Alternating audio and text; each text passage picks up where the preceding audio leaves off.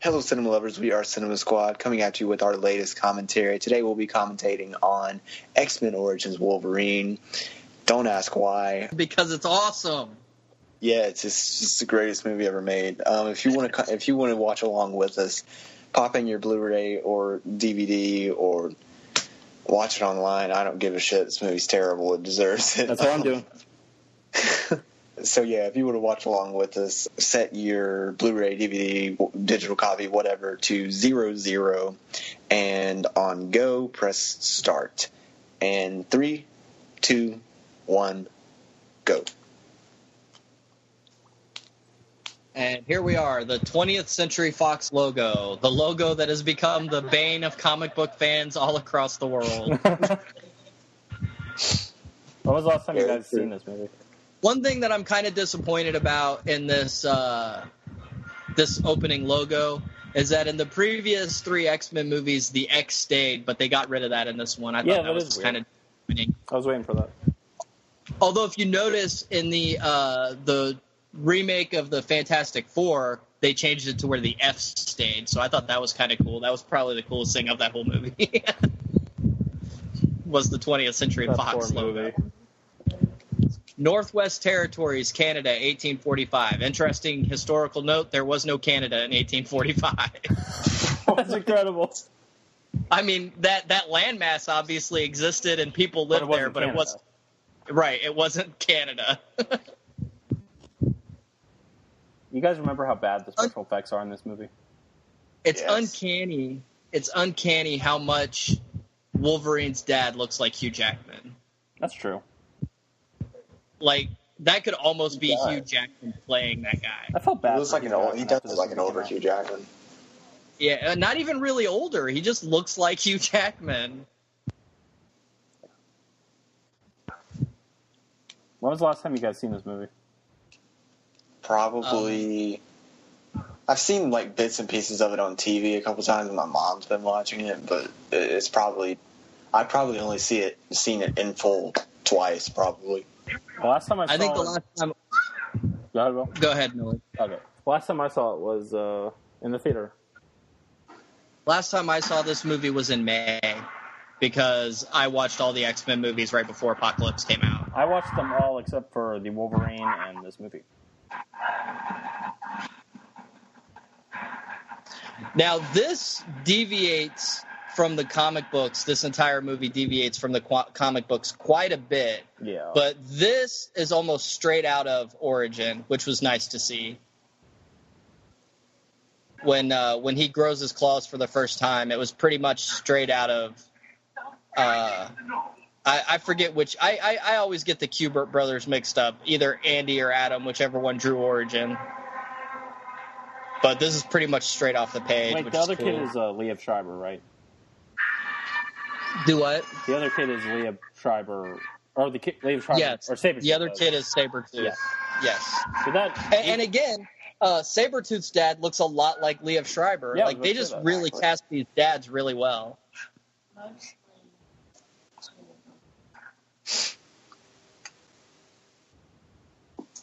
Now, like most comic book fans, I did have a problem with how Sabretooth's whole movie. He just doesn't look feral enough to be Sabretooth. Liev Schreiber? Yeah, I wish they'd at least, put him in a wig or something. Yeah, like I think Liev Schreiber has the right look, but I think, they could have done more of that. Yeah. He just doesn't look like Sabretooth. He doesn't have that feral look that Sabretooth has always had. And that Tyler Mane was great at. Tyler Mane being a professional wrestler probably isn't the greatest of actors, but that role in the first X-Men didn't require him to be. Yeah, he worked for what they needed him to. That was the only one he was in, right? Yeah. Yeah, this is the first time you see Sabretooth since the first X-Men movie. Yeah. No matter what. Anyone gets.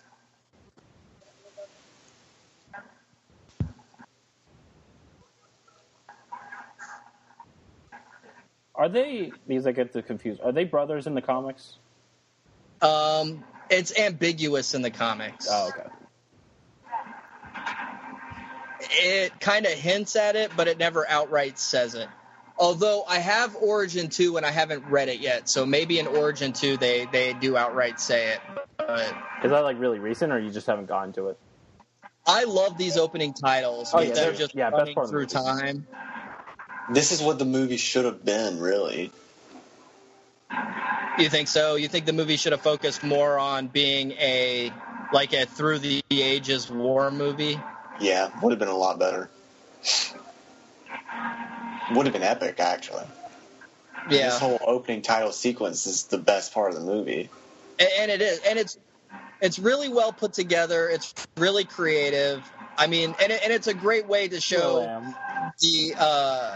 to show right out of the gate, you know, that Wolverine and Sabretooth just don't age. Oh, actually, because seeing his name in the credits right there reminded me that is Michael C. Hall, who's Dexter. He was actually, I think he was offered or was interested in playing, what's the guy's name? Who Danny Houston plays? Playing on his Stryker. name. Stryker, yeah. Who I think he would be perfect Stryker. You know, I never got the...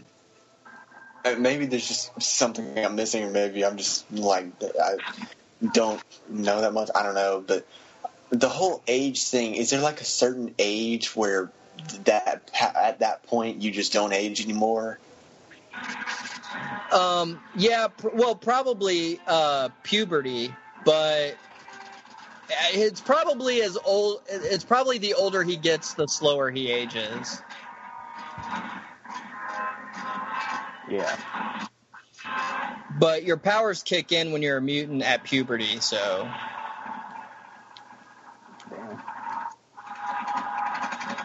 This is just epic. God. Well, yeah, it's like they don't do a whole lot, but it's developing their relationship actually well. Right, and you're seeing how Victor is getting a little too into the more deplorable aspects of war, and then right here he's just crossing the line. Right here he's going from the good guy to the bad guy, basically. And he's getting to a point where even Logan can't defend him anymore. Even though I do like this, I think the credits are kind of interrupting things, like how they just keep freeze framing and having like production designer blah blah blah or something like that. And the freeze frame, the freeze frames are weird. They choose really weird shots for freeze frames. I guess this is all where the movie's budget went. Probably. Oh yeah, Richard Donner. Executive producer Richard Donner. Well, yeah, Richard Donner actually, because they showed his wife was a producer on this movie when things were getting out of hand with the whole. Because how much trouble this movie went through during production, he actually flew down there to try and settle it out. Richard Donner did. Well, because his wife has been a producer on every X-Men movie from the first one until Apocalypse. Lauren Schuler Donner has been one of the mainstays of the X-Men franchise. Wait, was she a producer on Apocalypse, or was it the last one? Or she didn't do that one? No, yeah, she's a producer even on Apocalypse, and she'll be a producer on the next. Yeah, she's ongoing with this franchise. This is like her baby. Okay, so we're in the 70s right now because they were in Vietnam, correct? Yes. Stryker looks like he's in his 50s, so how is he in his 30s in Days of Future Past? Because they fucked up. Actually, this might actually still be the late 60s. This might be 68, 69. Maybe even 70 while the war was still at its height, because they're part of Team X for a unspecified amount of time before Logan walks away. And when Logan quits Team X and moves back to Canada to become a lumberjack, they say 6 years has passed. Okay? 3 Mile Island happened in 1979. So the time Logan quits is CGI, 1973. CGI is so terrible. Because they had the work print leak, which I think you guys would remember. But then, even then, you're like, oh, the special effects aren't done. But even in the movie, they're really terrible. Yeah. Well, I think they should have brought Danny Houston back for Days of Future Past, but I think again they were just trying to distance themselves as much as possible from this movie. Oh yeah, definitely. But Danny Houston didn't do a bad job. I mean, you can't he's really one of the good point ones. you can't really point at anybody and say you're the reason this movie sucks. It just kind of doesn't mesh well together. I mean, obviously Ryan Reynolds is great as Wade, you know, and then once he becomes Barakapool at the end is when he falls apart.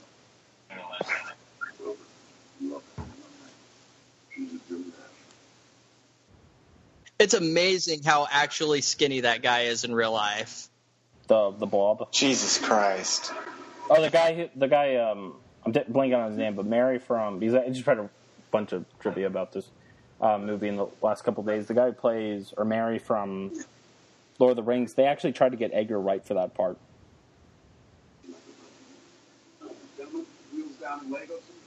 But yeah, I thought when I first saw, because again the prosthetics are good in this movie. I thought that was, you know, his real physique. I thought he really was just that big guy. And that the fat suit was a fat suit, but those are fake muscles too. This looks so much like a set. Oh my god. Yeah, it does. It really does. Like, this is not even a back lot. That's it's less realistic than a back lot. But it's interesting that all we know of, at least when it comes to X-Men, that this movie and Last Stand are really the only movies that really had too much studio involvement that we know of. Right. Well, this movie only exists because of studio involvement. When they first started talking about doing a Wolverine spinoff, Hugh Jackman wanted to do The Wolverine as the first Wolverine movie. He wanted to do the Japan saga. And then the Fox was the one that said no. And Lauren Schuler Donner also wanted to do the Japan saga. But then 20th Century Fox stepped in and said, no, we have to do an origin movie. And nobody wanted to do Wolverine's. The wire work is just terrible in this. Yeah. But nobody wanted to do the Wolverine origin, and Fox basically said either you do it or there's no movie. And I think that was a mistake, because even though it's an interesting story to see, Wolverine is best served as a mysterious character. Yeah.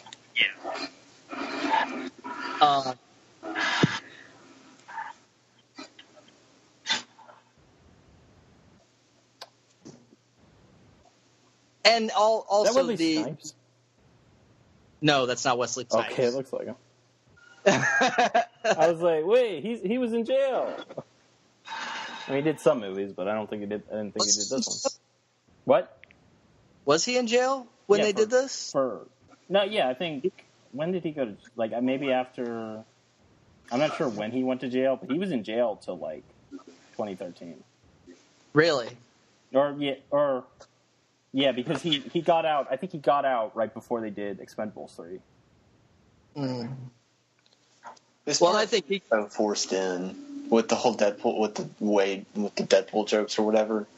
Yeah. Seems like they put that in there just because they wanted to please fans somewhat. Well, because Deadpool has to be a smartass. Why was Will.i.am in this movie? I think he, from what I read, I think he went to the producers because he was interested in the character, or just interested in having a role, and then they gave him that role. So he was just like, hey, I really want to be in an X-Men movie? I think so. I could be wrong. I could be getting... And they were like, okay, you can be Wraith. Yeah. Or maybe he was going to be a different character. Yeah, I think he just asked to be in the movie.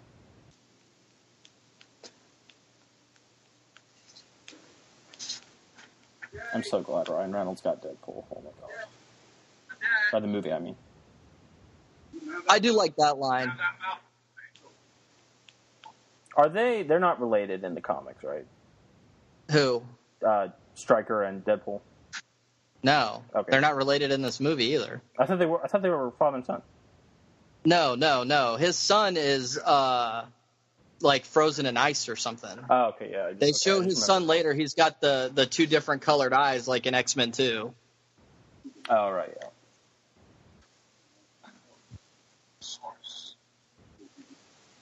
I felt bad for Hugh Jackman after this movie because you could really tell he was trying his best to make sure the movie turned out good, but it was out of his control.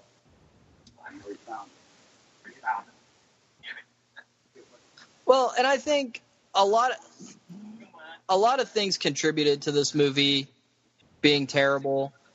Like I said, I don't think anybody. Well, and nobody sets out to make a bad movie except for Roger Corman with the Fantastic Four. Like, he legitimately, like, his entire purpose was to make a bad movie that was never going to be released. Yeah. But nobody sets out to make a bad movie. I just think a lot of things just didn't work in this movie. But I think everybody did a hell of a job. Everybody tried their hardest and also, to make this a good movie. Yeah, and also what explains a lot is that,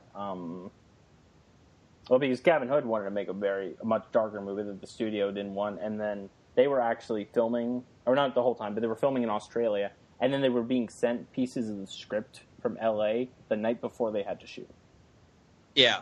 So it just rarely has that ever turned out. I mean, Men in Black 3 did it, but the movie turned out okay. Another thing, like, I don't know if Fox wanted to go all in on a solo Wolverine movie, so I think they were also like, well, it has to be kind of an X-Men movie because otherwise people might not care, when the reality was that's what fans wanted, was Wolverine apart from the X-Men. Yeah. So they put in Cyclops and they put in all these X-Men characters, and so it wasn't until the Wolverine that they actually realized. They realized after the movie, but until they actually decided about it. Which I like the way that they tied that into the X-Men franchise, but still kept it apart. I liked in the Wolverine, I liked him being haunted by having to kill Jean and X-Men 3. Yeah, they transferred that over well. That's always bothered me anyway, but I guess we can talk about that if we do the X-Men 3 commentary.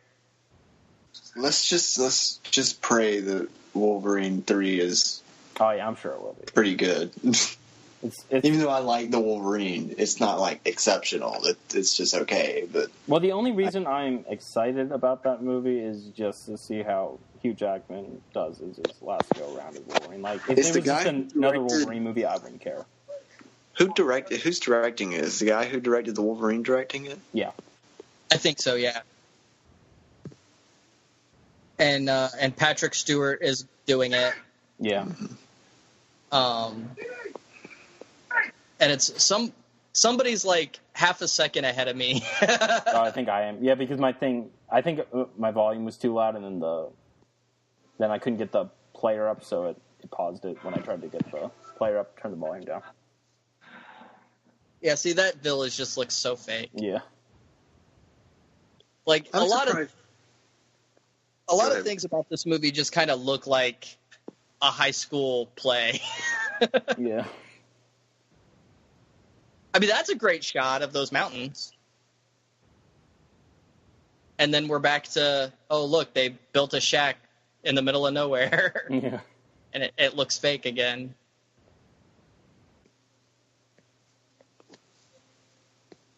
Yeah, production design was really bad on this movie.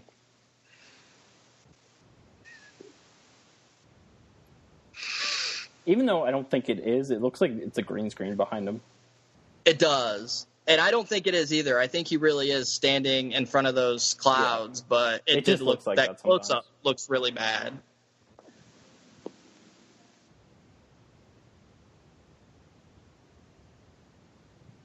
See, in these helicopter shots, these are nice. It's like they get some things right, and then some things they just drop the ball. Yeah. I mean, this lumberjack operation here, this looks very, very realistic. Looks like Pete's Dragon. Kind of.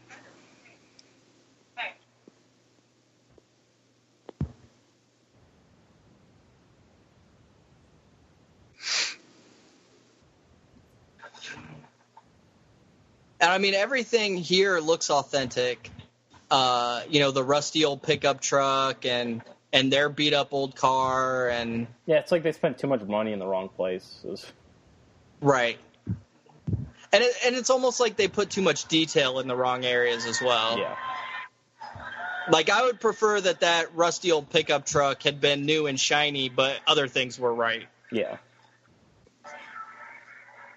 What is this? This is a carnival. No, I know, but, like, what is the...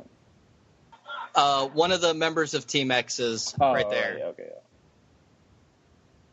I thought that cut was weird. Imagine if Edgar Wright played that like they wanted to. That would have been crazy. Edgar Wright was supposed to be him, No, Dominic Monaghan. they asked him, but then he was like, I'm not that good of an actor, so I don't know if I want to do it. But then Hugh Jackman was like really persistent, but he just politely told them no, he said. I don't know. I like Dominic Monaghan in this part. He just doesn't get a whole lot to do because they kill him right at the beginning. Yeah. But when I first saw the video to Eminem's "I Love the Way You Lie" and Dominic Monaghan is in that video, I was like, "Hey, is that the guy from X-Men?" Yeah. I always know him as Mary from Lord of the Rings. That girl looked like Michelle Williams too.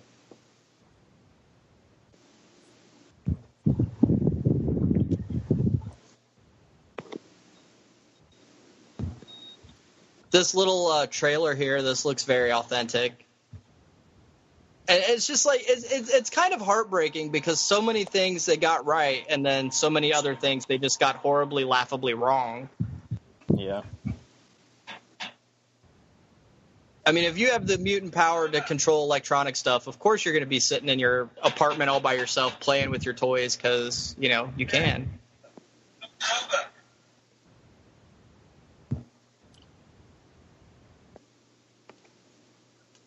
Now, why is Sabretooth going around killing everybody? Like, it makes sense if he was kidnapping them and bringing them back to the project, but he's not. He's just killing them.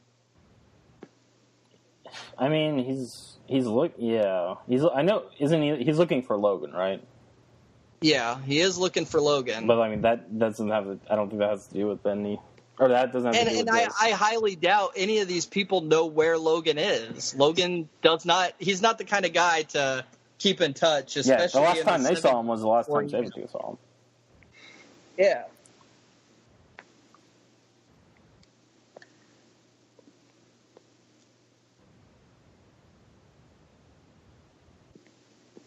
His nails kind of look off. Well, it's just because I don't really think his hands really fit the rest of his look. I mean, I think that his hands and his fingernails look good. They're just more feral than the rest of him, and it looks out of place. Yeah, that must be it.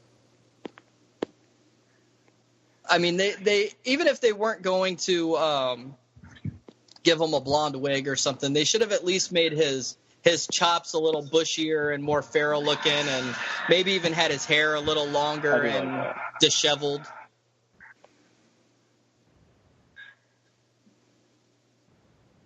She just... Oh, okay. I guess she ran out from... It's funny because I was at a panel. I was at a convention, and I was sitting in a panel. It was actually supposed to be a Spider-Man panel, but they had all these different writers who had written Spider-Man throughout the years, and Peter David was there on the panel. And somebody had asked Peter David about his time on the X-Men and Wolverine and all that. And apparently it was his idea to give Wolverine the bone claws, which was a joke. Well, it was his idea to have the storyline where Magneto rips the adamantium out of Wolverine's body, but he said it as a joke, and like everybody just ran with it.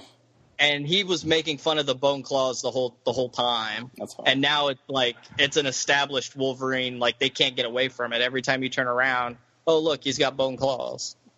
Oh look, he found them after all. It's not. Yeah, it took him all these years. Yeah, I just mean it's kind of weird that. Oh, now he finds them. Yeah, but I mean that's kind of how movies work, though. Yeah, I guess. Yeah, you can't really get around that.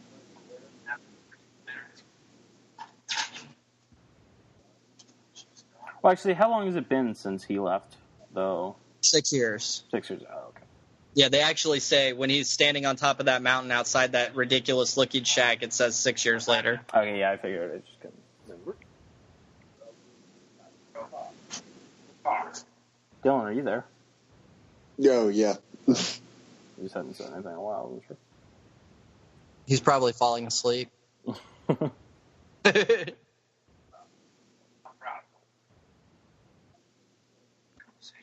It's been so long since I've seen this movie, I just kind of forgot everything that happens.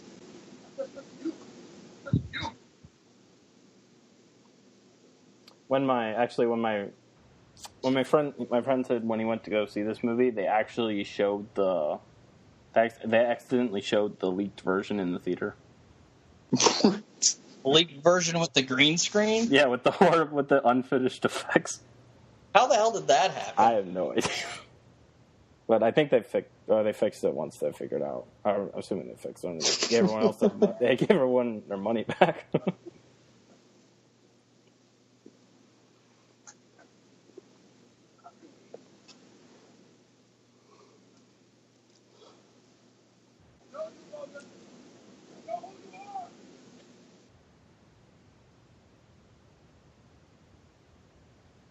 I'm a lumberjack, bitch. I'm the juggernaut, bitch!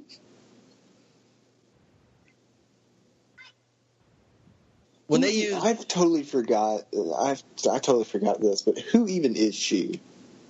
Her name is Kayla Silver Fox. Okay. Oh, yeah, that's right. She's that girl who turns in the ice or whatever. Yeah.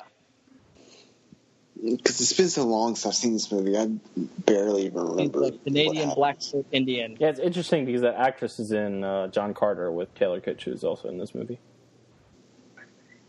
Which I think, honestly, Taylor Kitsch's Gambit is one of the high points of this movie. Oh, yeah. I thought Taylor Kitsch was great as Gambit. I would actually like to see him return for I would Gambit say if Channing Tatum... Oh, yeah, when Channing Tatum drops out of Gambit to go be Shazam, they should definitely just call Taylor Kitsch. Yeah, that's what I'd say they should do.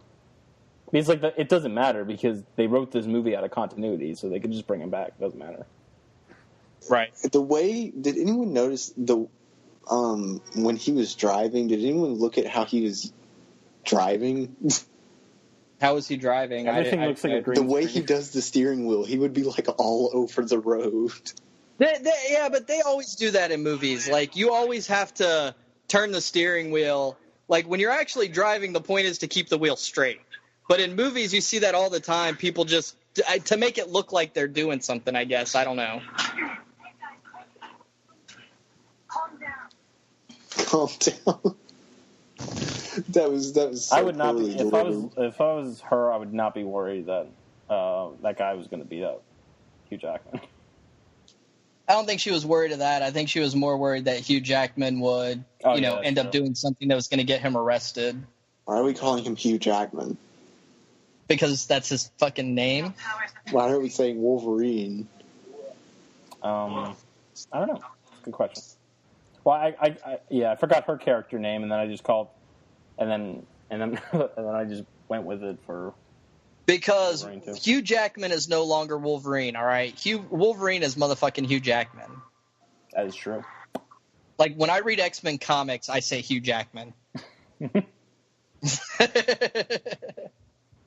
I read Batman comics, I say Ben Affleck.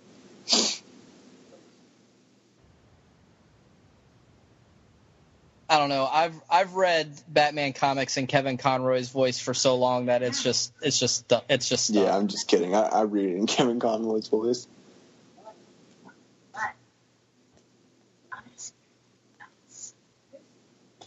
God, this part's so awful. Yeah. I was disappointed that they didn't. That it seems like whenever they get a good director. Well, I mean, Gavin Hood could have done a good job as stuff out of his control, but because with Last Stand they got Matthew Vaughn originally, but then he had to drop out, and then they got Brett Ratner, and then with the Wolverine they had Darren Aronofsky, which would have been great.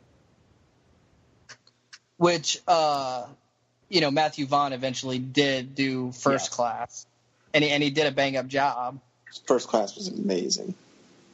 Oh yeah. Matthew Vaughn single-handedly redeemed the franchise with that movie, I think. And X-Men 3 could have been amazing if Matthew Vaughn would have directed it. But it was also came after Origins, right? That movie too, because they just wanted too much in it and took away from the Phoenix storyline. I always get confused with X-Men movies. So, First Class came after Origins, right? Yes. Okay, how many years did it take them to make? 2. This came out 2009. Oh, it was only 2? That came out 2011. Yeah. The X-Men movies, there's never been I was thinking Origins came out in 2006. No, Last Stand was 2006. Yeah. There's never been a CGI in this movie makes me think it came out in like 2004 or 6 or something. Yeah, there's never been a gap in the X-Men movies. There's been one every 2 to 3 years since 2000. The CGI in the first X-Men is better than the CGI in this movie. In parts, but there were also some parts where, like good. When Wolverine does that little flip around the Statue of Liberty's crown, that looks like an animatic. Yeah, like there are parts. There are really off-putting effects in the first one. What is that noise? No idea. But also, they were a little too reliant on CGI. Like, there are claw shots in this movie that are CGI that could have easily have just been the handheld claws. Yeah. With the, I don't know about maybe we went for the CGI claws too, but with the bone claws, they said they used CGI for some of them because the actual prop looked bad. Yeah. Which I didn't maybe I'm just remembering wrong, but I didn't think the bone claws looked that bad. They don't, but you also can't really tell, I don't think, which ones are CGI and which ones are the practical. Yeah, which is good. The score in this movie sounds so cliche. Yeah, it's like generic stock superhero music.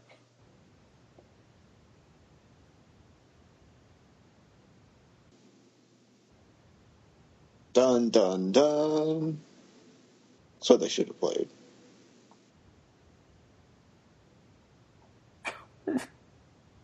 I really hope Sabretooth has an actual plan, because what the hell is he doing at this point?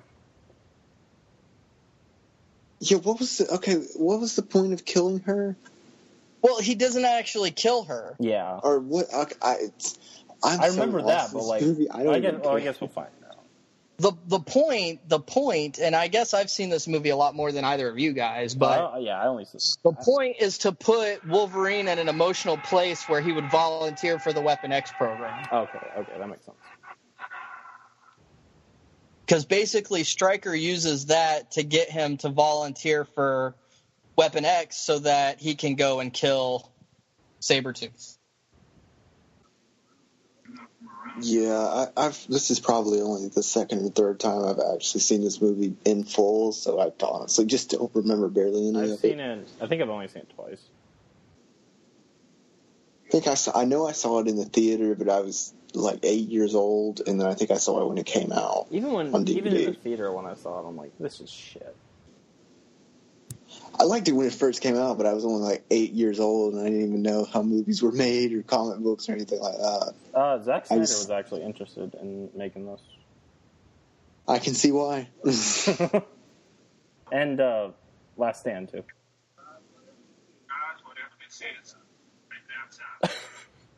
This bar, oh my god, those claws, oh my god. Yeah, that doesn't look too good. Just the way they came out was awful.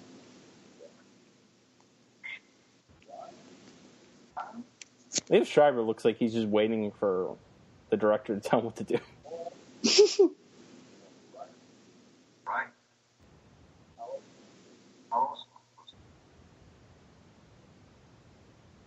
This is a pretty he's got claws. What do you plan to do? Well, he can also move. He's got claws. He's got long Does, fingernails. so. No, I know. I'm just joking. Well, right, Wolverine does get his ass handed to him in this fight, so that's what he plans on doing. Whatever. throwing him into a pile of logs. God, this looks so This bad. is a good fight, though. A lot of the fights are well choreographed in these movies. There's way too many cuts. Way too many cuts. Yeah, I think maybe the fight would have been good if they just shot it differently, because it looks jarring at this point. It's way too close. And there's like 20 cuts in 5 seconds. Yeah, but that's done to make the fight seem more intense. Yeah, but there's movies more that have done it fast-paced. better, though, with the same effect. Why does it look like, I don't know, maybe it's just because I'm watching it on the DVD or something. Why does it look like they're standing in front of a green screen? There's a good chance they I don't are. really think it does at this point. I know they're not, but it just Those looks like logs they are. Well, yeah, it's looked like that the whole movie, like when you stand on the mountain, when they were in the car. Maybe it's just the way this movie's filmed. It's just terrible.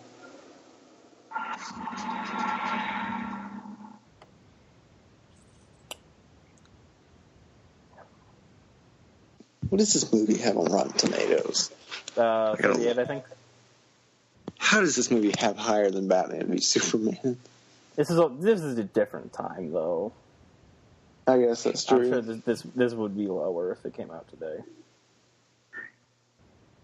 I'm not sure what it has on Metacritic.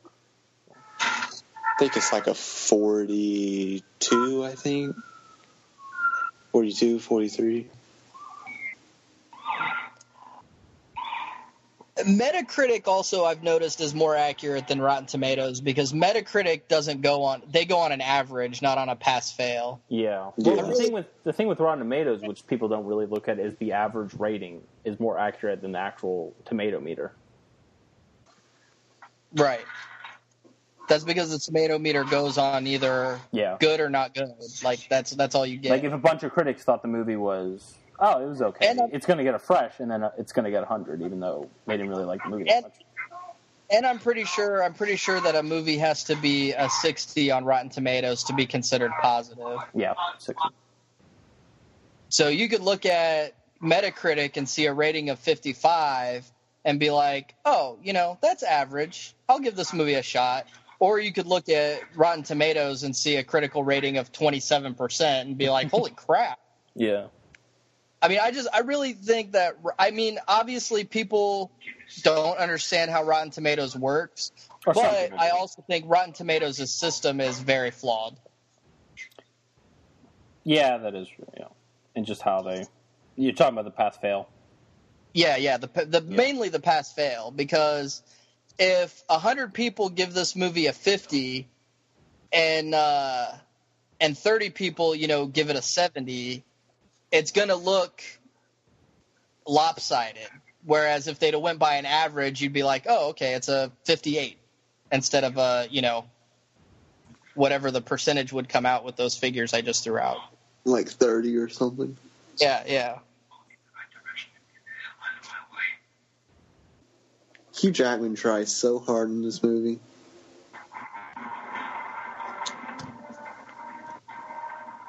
Some of this movie feels like it takes shots from different movies and puts it into their own. I know, I was thinking that looks like Avatar.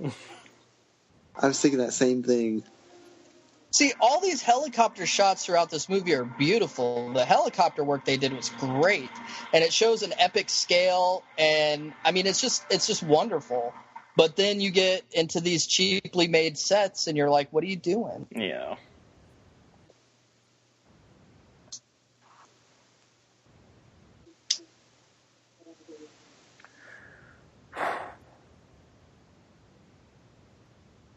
A lot of people bitch about this scene, this Weapon X scene. I don't really have a problem with it. What don't they like about it? Yeah. Well, like it contrasts with Wolverine's broken memories from the flashbacks in the first three movies, and but Wolverine is definitely not remembering that stuff exactly how it happened. I mean, come on, that's true. The equipment looks all new and shiny. Well, yeah, it's going to because it's stuff they just built.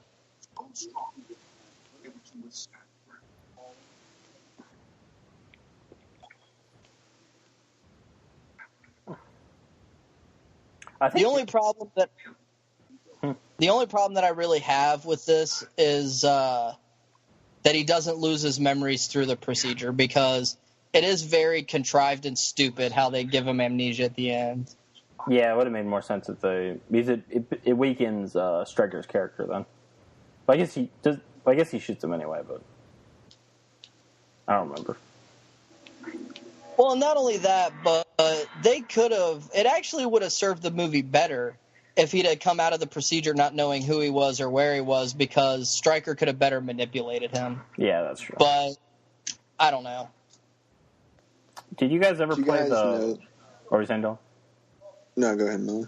Did you guys ever play one of the rare cases where it's actually better than the movie? Did you guys ever play the video game for this? No. It was actually M-rated. No, I played X2 Wolverine's Revenge, but I never played X-Men Origins. It was actually a decent game. A bit repetitive. Did you guys know that Hugh Jackman didn't even know that Wolverines were an actual animal until he was filming X-Men and somebody told him? Oh, I didn't know that either until I was well into high school. I think I just always assumed it. I always thought that Wolverine was a name they made up, and that, you know, it was like it was based on the wolf, and it was just some superhero name that they made up. But what is interesting is that in the comics, Wolverine's costume is yellow and blue, and the Michigan Wolverines football team wear yellow and blue. That's interesting. Yeah. Would you guys do that if you could have Wolverine's powers? But do what? What he's going through. Yeah, probably. It'd be worth it in the long run. Well, I also don't think he knew it was going to hurt quite that bad. Yeah. Like, once you're in this position, it's kind of the point of no return. You just got to kind of deal with it.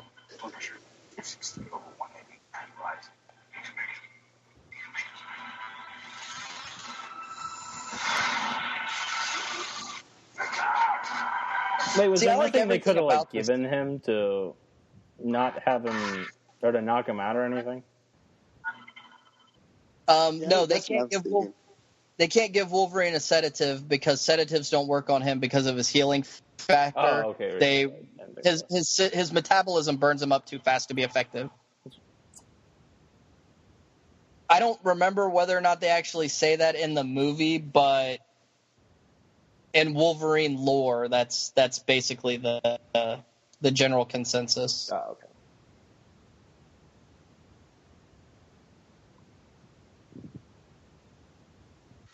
He also can't get drunk, and smoking cigars doesn't affect him health-wise.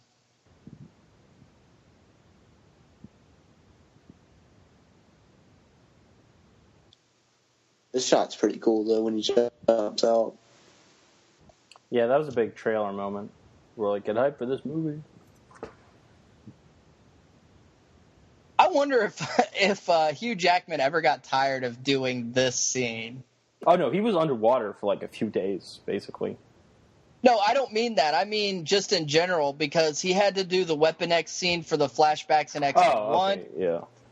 3, this movie, Apocalypse. I wonder if he ever stopped and said, you know what, I'm really sick and tired of filming this over and over and over again. Do you think for X-Men and X2 they shot all that in one, since if they knew they were going to use it?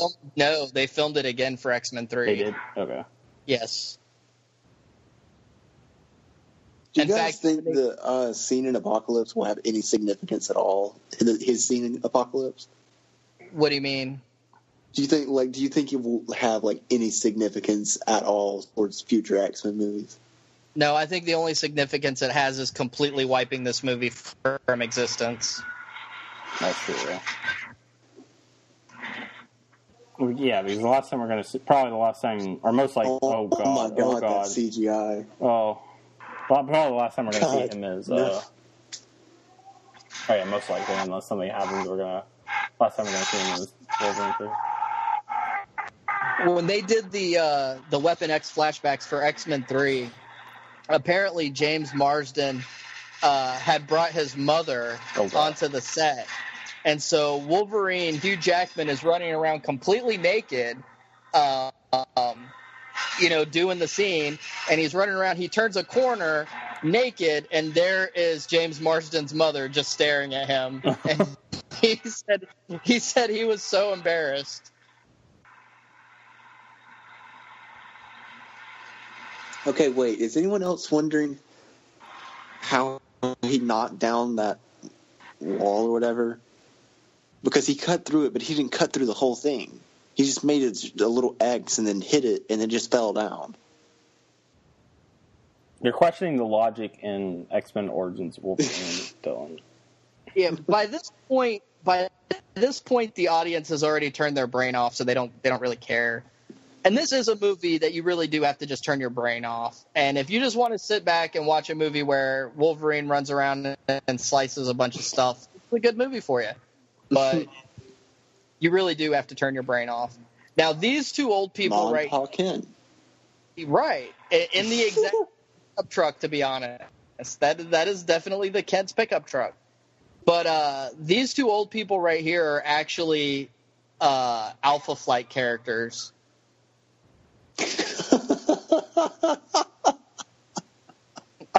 I think there's a naked man in the barn.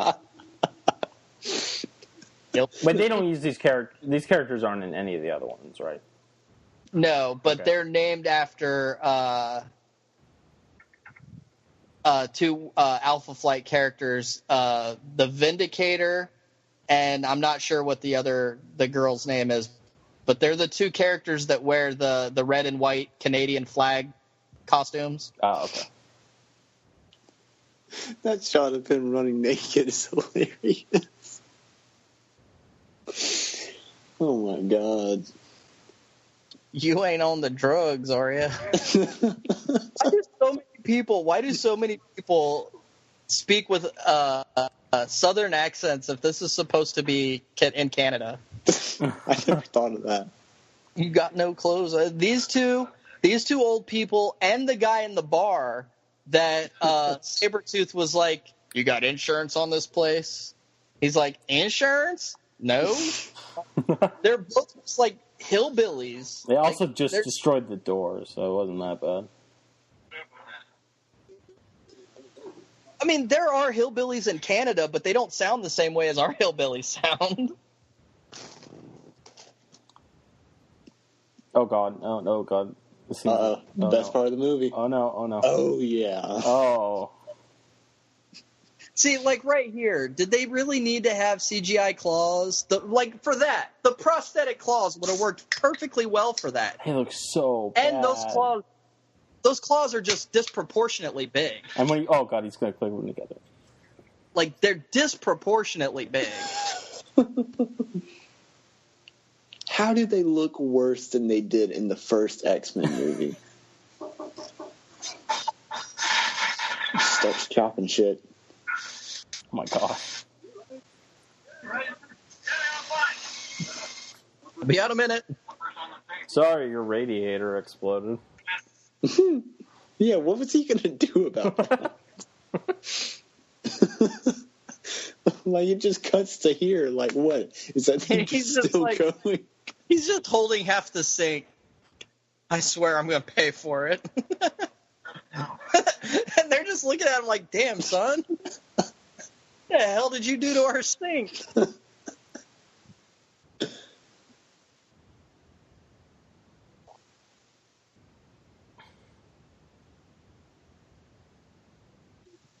Some of my son's old clothes should fit you perfectly, like they were tailor-made to your exact measurements. Yeah. One thing that I do like about the costume design in this movie is I like the trademark Wolverine leather jacket. It changed throughout all the movies. It's never the same jacket, even though it's supposed to be the same jacket. Yeah, it does look cool in this movie.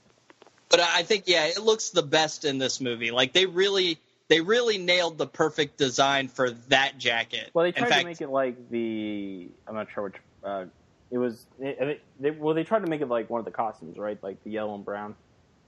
Yeah. Well, yeah, that's why it's those colors. Yeah.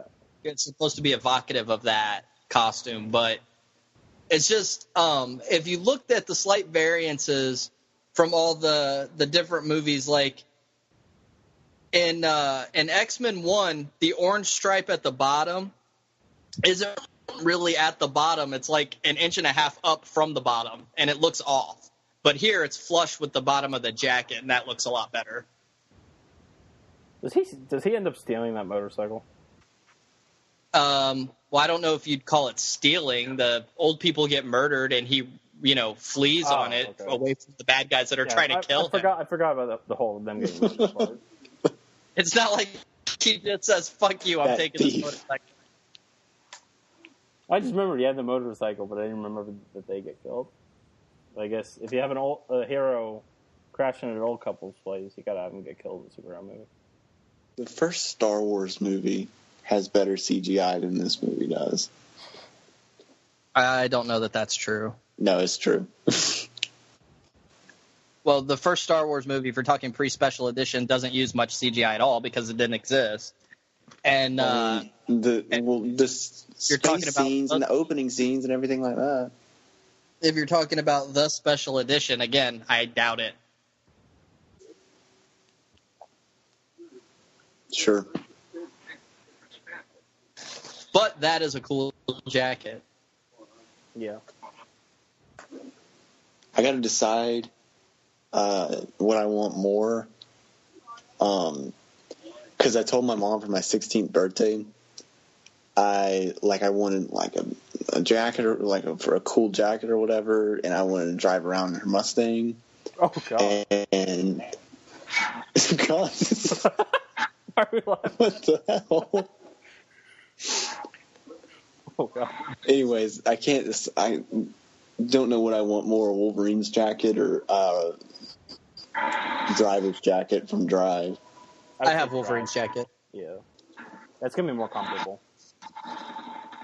Well, my mom actually had the reason I was going to get Driver's jacket is because my mom actually has the exact same car that he drives in the movie. Yeah, so it probably would fit better. I keep wanting to get that jacket. What the hell? It just keeps exploding. See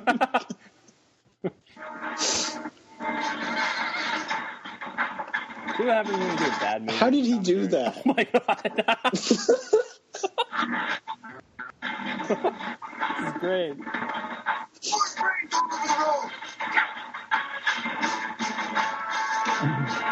Blow his brains all over the world. God. Did you guys forget that we made him indestructible yesterday?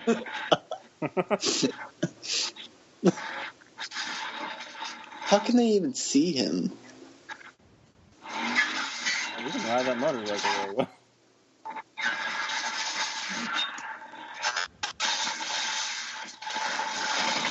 Right. Is that a military helicopter or a Kryptonian helicopter?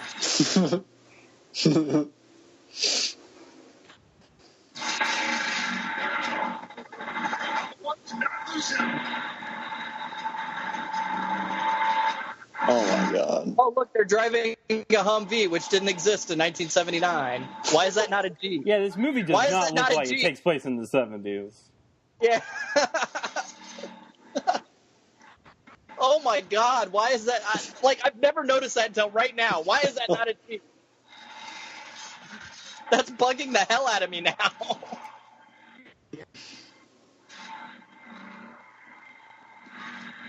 Oh my God. What the hell?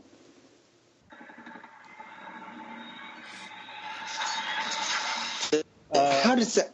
Looks like that. How does that even make any sense? Would that even work? It doesn't have to work. It just has to look cool, and you got to admit, it does look pretty cool. Okay, this effect coming up looks good, where the car blows up. I think that looks good. Or it looked good in the trailer, from what I remember.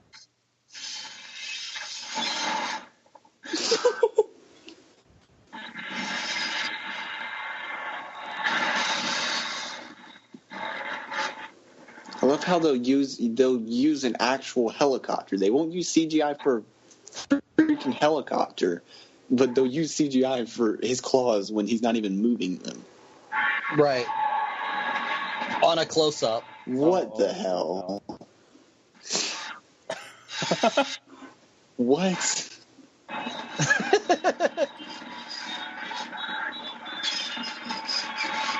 Oh my god. What?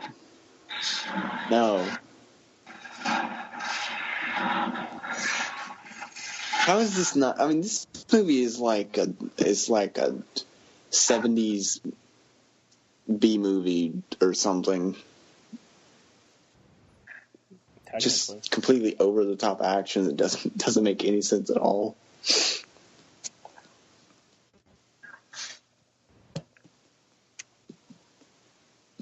I don't know if I'm just tired or this movie's boring. Or both. Yeah.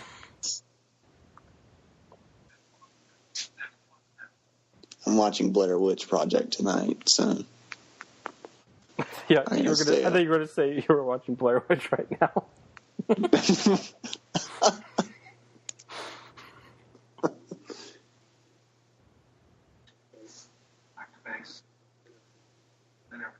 I just murdered like all of your people, and come back to base.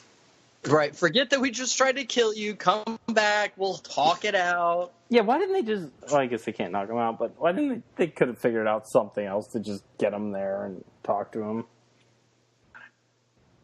There's got to be some kind of tranquilizer that works on Wolverine, an elephant tranquilizer or something.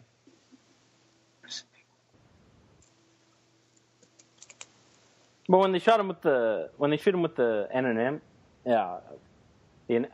what's the word that I'm looking for? I don't know. The bullet that makes him... The animanium bullet. Oh, when they shoot him with that, he gets knocked out, so...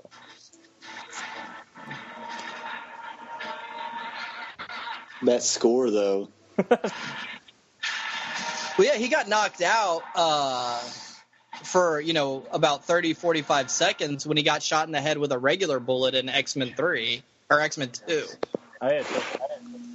He was laying there unconscious for a couple of seconds until the wound healed, and then he woke up.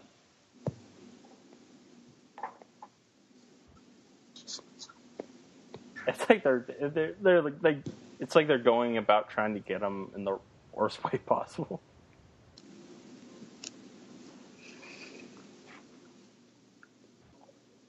I'll look and see how much his jacket is on Amazon. How much was the one you bought, Will? $75, but it's also imitation leather. It's not genuine. The genuine leather was about 150, 130, something like that. Driver's jacket is only like 50. I've also had mine for like 5 years. I think the driver's jacket is going to be more comfortable. 3 years, 4 years. Okay. Oh, here we go. Yeah, it's like 70 something. It's 1979. That's what year 3 Mile Island happened. Yeah, this actor has never worked again. None of these people ever worked again except Ryan Reynolds and Hugh Jackman. Steve Schreiber. How is he way older than he is? How is he way older? A lot of them worked. Even still, Liev Schreiber made a movie like 2 years ago that still hasn't been released yet. He's in. He did Spotlight, and he's on Ray Donovan. Yeah, that's true. Will.i.am, here we go. I'm still just questioning how Scott Summers is so much older in this movie than he is in X-Men Apocalypse. This movie, he's not older. He's about 15 in both of them. No, I know, but he looks a lot older than the dude in X-Men Apocalypse. Oh, yeah. The actor's probably... yeah, because Ty Sheridan's only like 19, I think. He's pretty young. This movie damaged Will.i.am's career so bad that even the Black Eyed Peas haven't released an album since then. Really? Is that actually true? It probably is. I don't know. Origin Wolverine destroyed the Black Eyed Peas. After they all saw this movie, they were like, "Okay, Will, you can't come back. I'm sorry." Right. And then they realized, "Oh wait, we're nothing without Will.i.am." Right. Without Will.i.am, we're just Fergie solo. Nobody wants that. Who else is in Black Eyed Peas besides Fergie and him? Oh, I don't know.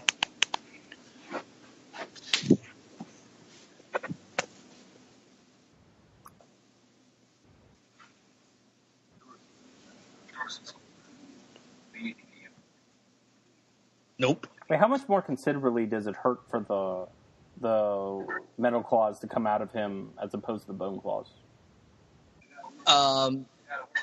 It should actually, you'd think it would hurt a little bit less just because it would be easier for them to come out.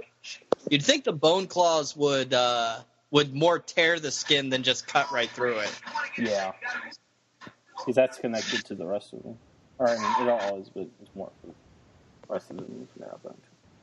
You'd think it would be, with the metal claws, you'd think it would be more of a sharp, quick pain than with the bone claws. I was thinking Fred. I was thinking he came into the movie later, but I guess it's only we have like 47 minutes left, so Yeah. That comically big Slurpee. I love how Wraith tells him, whatever you do, don't mention his weight, and he immediately starts making fat jokes. Classic Wolverine. I knew that girl when she was about 85 pounds.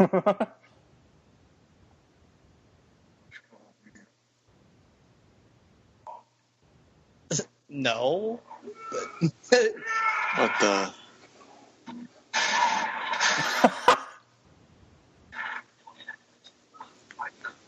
Oh, no, I think I remember it now. He said Nightcrawler, Will.i.am said Nightcrawler was his favorite character, but that was already taken, so they made him this character that was similar to Nightcrawler. Yeah. It makes sense for Wraith to be in here, because he's a Team X character, so. Yeah.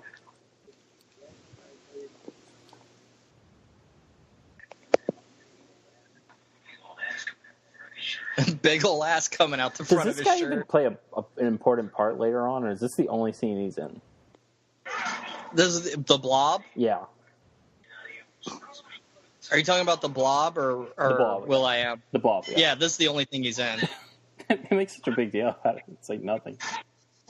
The only purpose he serves in this part of the movie is to tell Wolverine that Stryker and Victor are working together, which he should have already been able to piece together on his own by now, but whatever. Yeah. I think we might be picking up someone's audio. I don't know. I don't know if it's mine. I hear Will's. Do what? I hear Will's. We hear your audio in the recording. Oh. Hey, give me a second. I'll turn it down.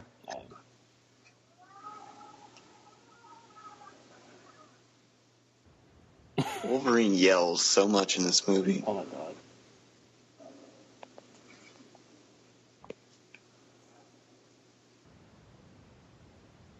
It's not just this movie. He yells a lot in all the movies. That's just kind of part of Wolverine's character. Yeah, but he yells the most in this movie. Might be true. Now, I will say this kid looks a lot more like a young James Marsden than Ty Sheridan does. True. Yeah. Does he have a single line in this movie? What's that? Does the Cyclops guy have a single line in this movie? I don't think so. Unless maybe when he's talking to the teacher a minute ago. Oh, yeah, maybe.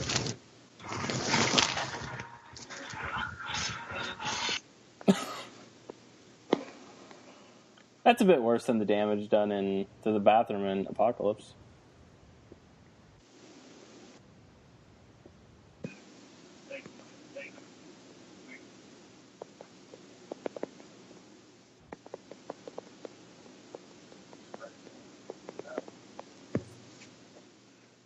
See, the prosthetic muscle suit they put him in at the beginning of the movie looks much better than that fat suit. Like, that looks like a fat suit. And a poorly made one at that. Oh, wait, he's in a prosthetic at the beginning? Yes, yes, those are fake muscles at the beginning. I mean, maybe I just wasn't paying attention or not, but I just didn't notice. I mean, yeah, that looks horrible. That actor, I can't remember his first name. His last name is Durand. It's like Michael Durand or something. I don't know. But he was in Real Steel, too. He was the guy in the cowboy hat. Real tall, real skinny. No. Oh, okay. Yeah, it wouldn't have made much more sense or anything for Stryker to just go up to Cyclops and just taser him. Right, yeah. Instead of destroying the school. Also, this movie seems to not understand that Cyclops is blasts don't actually generate any heat. There should be no smoldering embers there. True.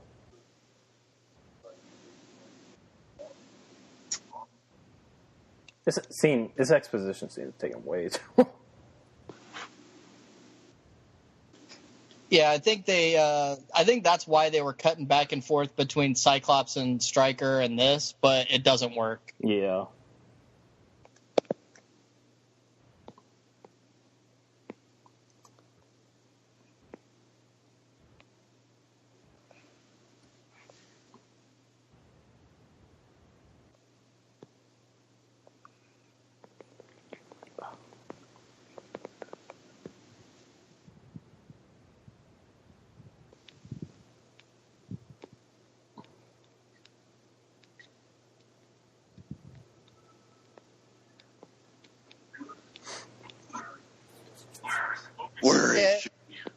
It's kind of painful, honestly, seeing Hugh Jackman in this movie because, I mean, he's giving it his all. He's putting. Yeah, he really cared about this movie, so, but then it just didn't work out. But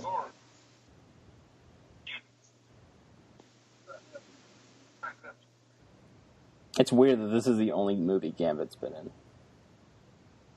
Yeah. Well, they've been trying to get Gambit in for a long time. The problem is that there are just so many fan favorite X-Men characters. You know, you really can't use them all. Yeah, or in Jubilee's case, where she barely gets used at all. Yeah. Well, yeah, and everybody thought X-Men Apocalypse was finally going to be Jubilee's time. Well, she had a lot more. Didn't she have a lot? I think she had a lot more scenes that they cut. Yeah, that's probably true.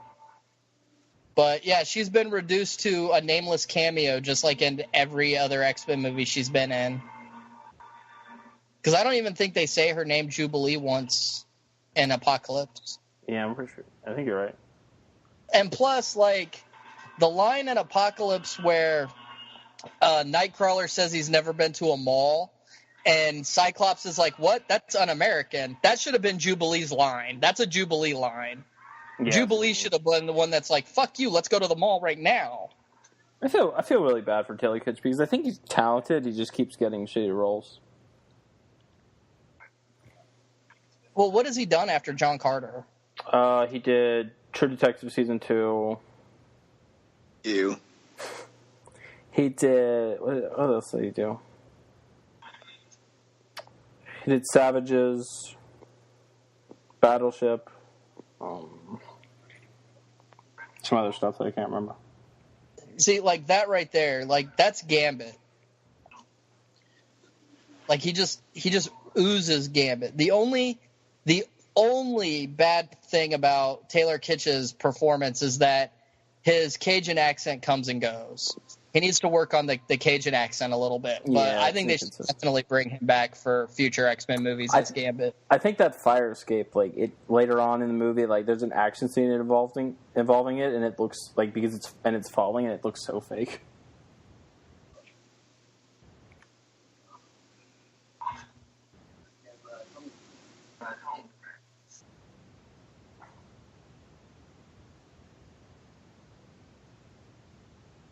They put so much detail into Wraith teleporting in and out, but it's all wasted because it happens so fast you don't see it.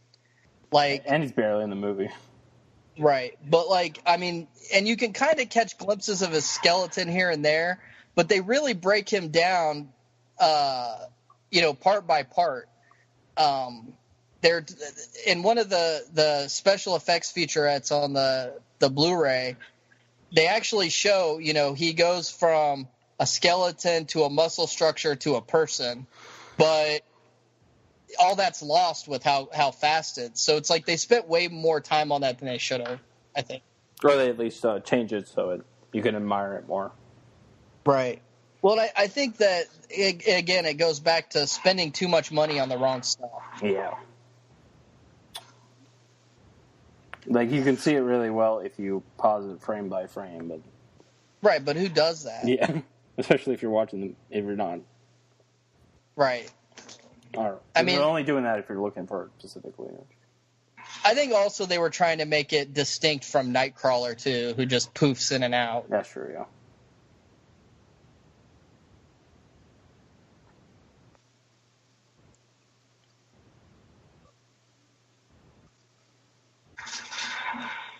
Calls everyone Bub. Yeah.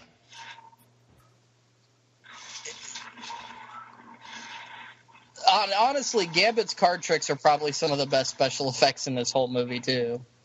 Yeah. Like Gambit stands out as the single one thing that they got so right in this movie. And unfortunately, it's wasted by being in this movie. Dylan, are you even watching the movie anymore, or are you just doing something else? I'm watching it. I'm just looking at. I was just looking at the jackets. Jackets. I do love that. He's 2 years I rotting in that hellhole, and I ain't going back. And then Wolverine's just like, shut up. Yeah.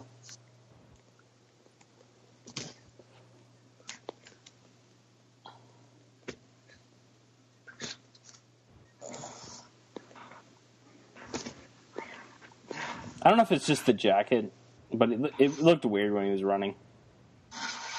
Wolverine or Sabretooth? Or maybe I was paying attention to Wolverine, but maybe both. I do like how they have Sabretooth running on all fours. Yeah, that was cool.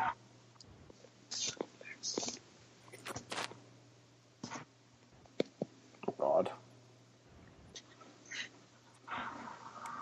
This is cool. And again, some of the best wire work in this movie is centered around Gambit. Yeah. Like, Gambit is literally the one thing that they got 100% right, apart from the accent thing. There's an effect coming up that looks really bad, that I remember, but I don't know if that's not really on Gambit, that's just bad. Or it involves Gambit, it's not. That has to do with his powers.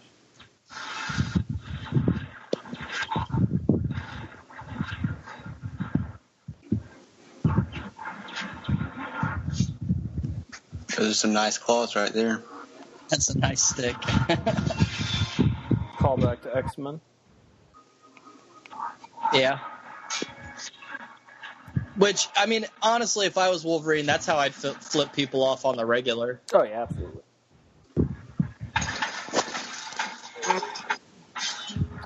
That's kind of cheesy with the climbing up the wall with the halves of the bow staff. That is kind of cheesy. The idea, and that looks kind of dumb right there. I like the idea, but it looks weird. This looks really bad, I remember.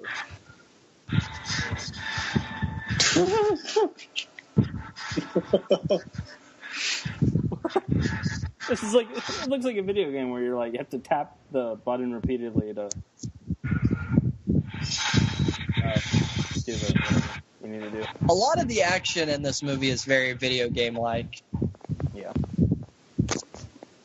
And the video game was actually better.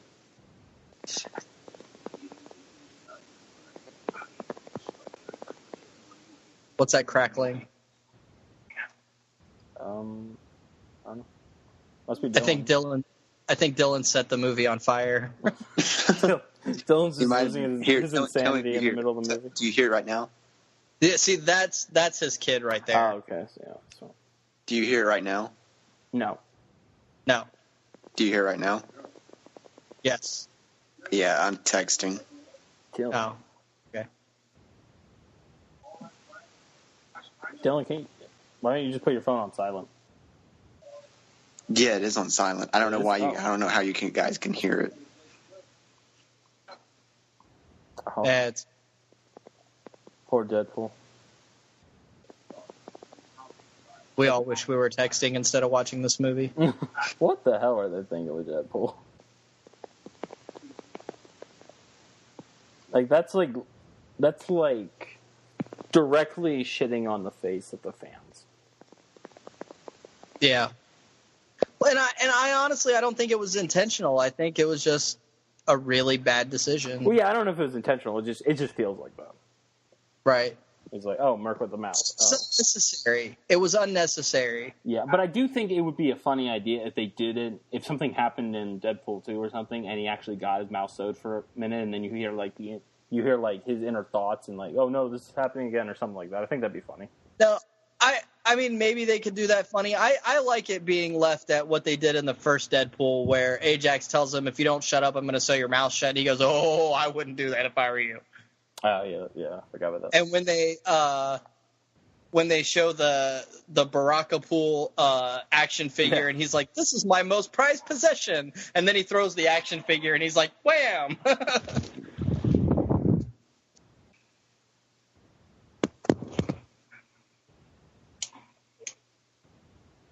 That was one of the great things about Deadpool, was not that it was self-aware, but how self-aware it was. Yeah.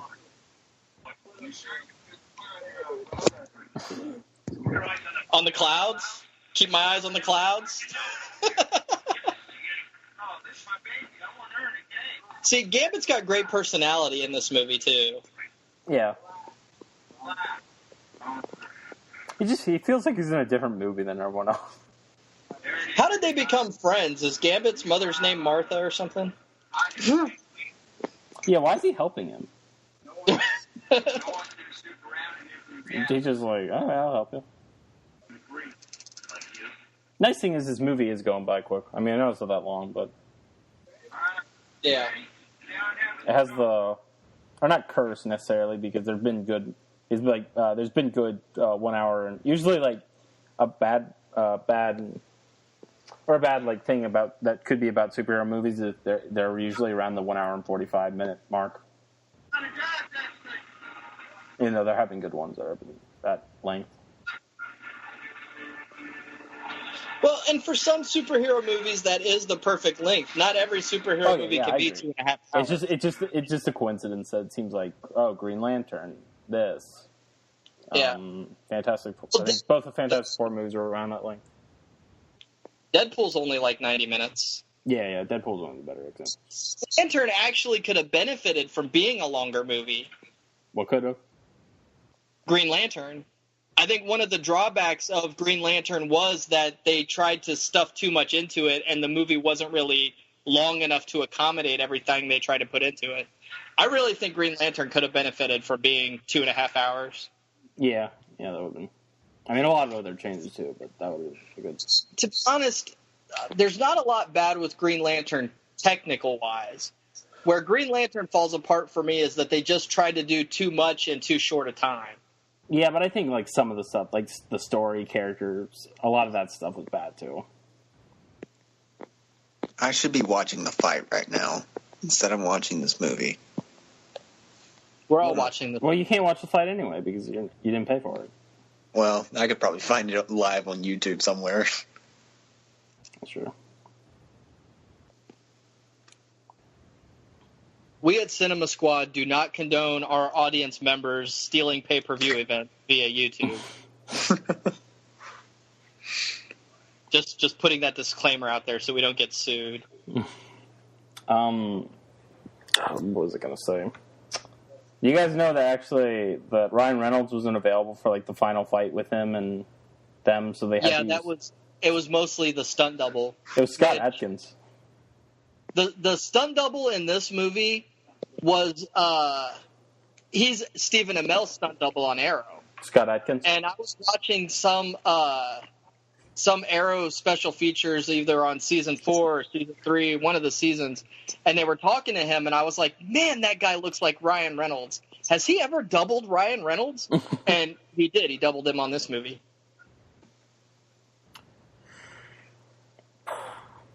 But he looks so much like Ryan Reynolds that I'm surprised Ryan Reynolds doesn't just take him with him from movie to movie.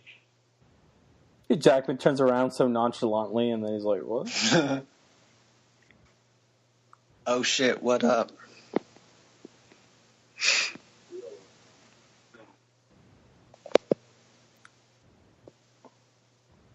Do you guys think... See, and that's not... Oh, go ahead, Will. Sorry, go ahead. Well, I was going to say, that's not really a dumb question to ask. He sees her standing there, and the first thing he says is, who are you? Because this is a world where shapeshifters are a thing. Yeah. And also, he held her dead body in his arms. Right, yeah. But do you guys think they'll kill Wolverine in the next movie? I don't know. I would like one movie to kill the actual hero. I think that would be cool. I think it'll just be like a pass the mantle type thing. I think they'll just like it'll go Literally just to X-23 or whatever. Well, here's the thing: is that there is a young girl about 11 or 12 that has been seen in set pictures, and a lot of people are saying that's X-23. But if the He looks a final, lot like X-23 too. but if Wolverine 3 is supposed to take place in the far future, one, why is Professor X not dead? And two, if they introduce X-23 in the future, they really can't use her in future X-Men movies. I don't think think it's like really far in the future. I think it's like in like the 2020s or something. I don't know. Still think Professor X would be dead by then. No, I think Patrick Stewart will still be around. I don't know. Yeah, he's like 80. He's not 80. He's not that old. Stewart? Yes. I'll look this up. Hold on, I'm looking. Oh, you're looking at Patrick Stewart's only a couple years younger than like William Shatner and the original Star Trek guys. Oh, maybe I'm just picturing a younger version of him. He's 76. Oh, okay. See, he seemed, even in Days of Future Past, he seemed a lot more haggard than that. Because if you listen, even his voice is starting to get raspy like an old man. Yeah. In this movie, it's like they give him CGI Botox and he looks terrible.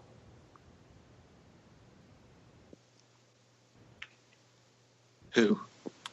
Patrick Stewart. Oh, yeah. Chimp. Yeah. I'll always forget about that like 5-second scene he has at the end. Yeah.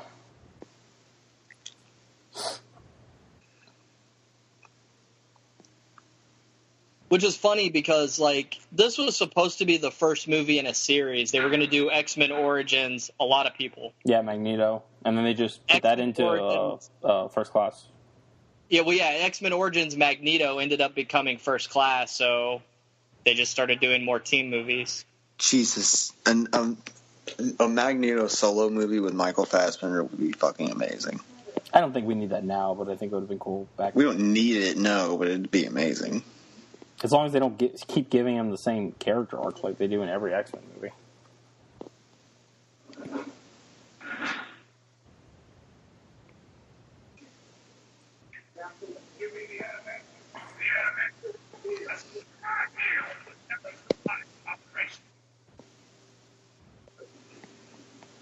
Wait, did he want adamantium? Yes. Oh, okay. Like volume solos. But apparently his healing factor isn't quite as strong as Wolverine's. Wolverine just needs to hear that scream, and then he's like, I'm back.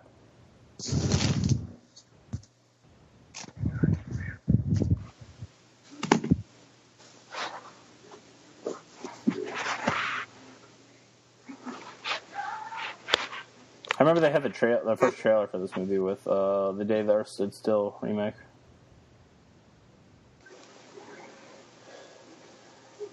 Which I didn't know Scott Derrickson directed. What about Scott Derrickson? That he directed Day the Earth Stood Still remake. Oh.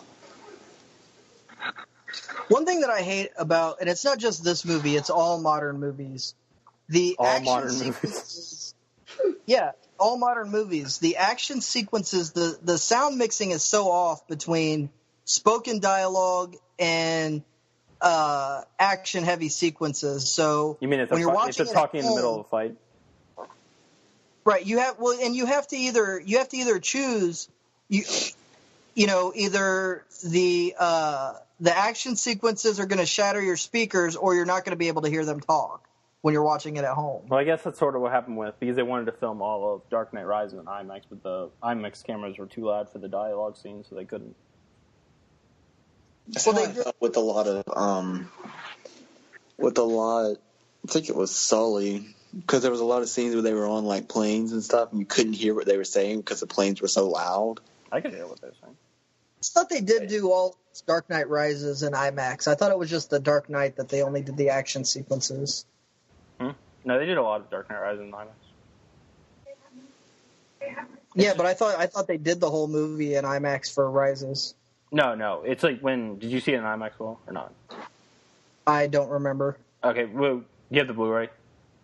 Yes. Okay, I think they do it on the Blu-ray because there's some. I know they don't do it on Mission Impossible and Batman v Superman, but whenever the full screen expands on the Blu-ray, Right, that's IMAX. yeah, and then when it's widescreen, that they didn't shoot that in IMAX. Right, I noticed it changing on the Blu-ray to The Dark Knight. I don't remember ever noticing it change in The Dark Knight Rises. I'll have to watch that again. Yeah, I'm pretty sure. Yeah, they do that because I know Batman. Yeah, like I said, they didn't do it on. Which I was disappointed they didn't do it on Batman v Superman and Mission Impossible. Here we go.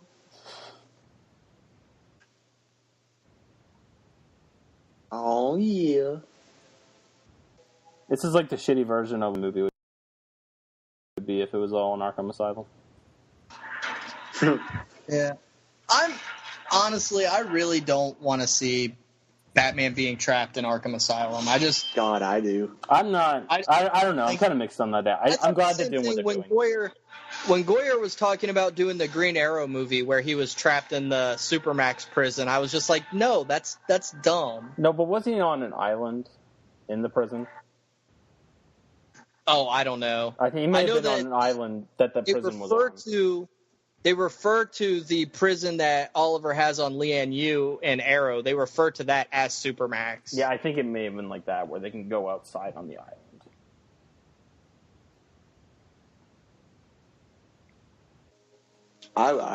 I would personally love to see. I would like it. I don't know. It's like sort of the thing. Like, I don't need it to happen, but I'd be cool with it happening. See, I'm the exact opposite. I don't want it to happen, but if it's a good movie, I'll still enjoy it. Yeah. But the whole time, I'll be like, no, we don't need this movie. Why is my phone not charging? Uh-oh. I love how this is supposed to be like, Jesus Christ. Yeah, it's going down, and then people in the theater are just crying because of what they did to Deadpool. Right.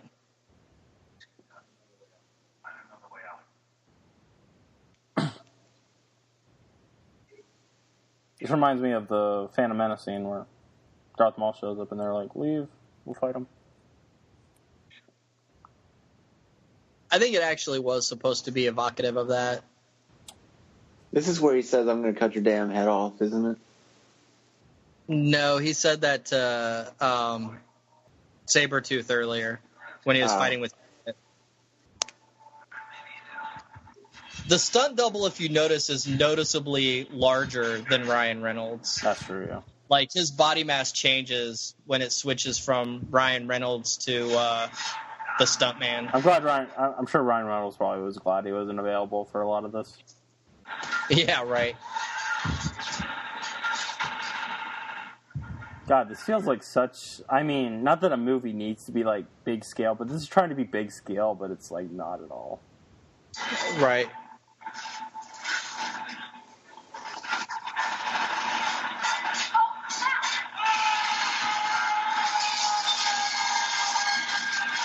Jesus.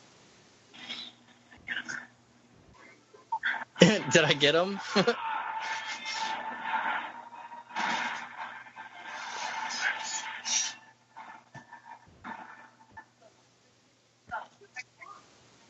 Kayla, come on.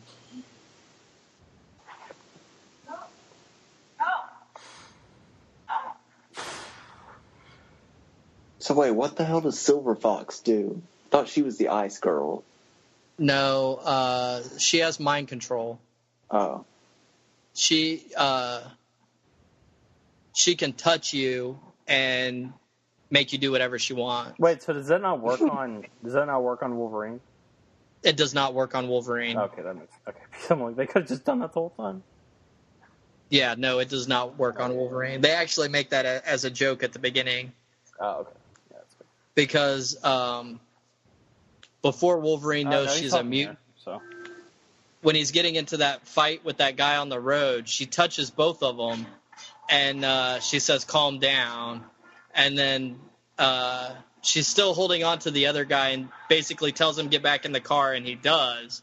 and then they get back in their car, Oh my god. and Wolverine goes, "That's a neat trick.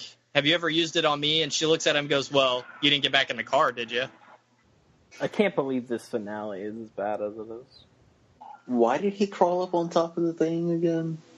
Because it looks cool. Duh. This reminds me of the Fantastic Four finale for the reboot. That's another thing. He's like controlling Deadpool remotely via computer.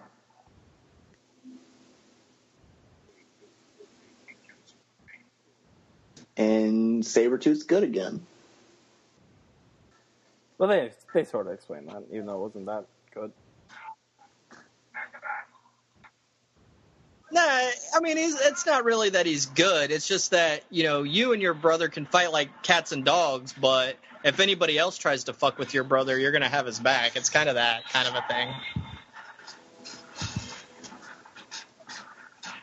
I'm so glad I didn't know who Deadpool was when I saw this movie. Me too.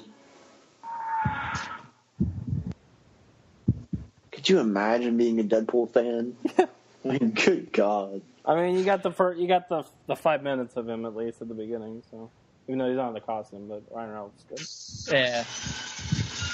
He's in an X-Men movie version of the costume. It's red and black. Sure.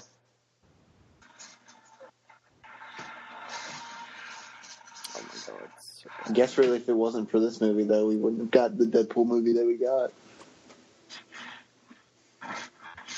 yeah. Originally in 2004, that David S. Goyer was going to direct a Deadpool movie with Ryan Reynolds.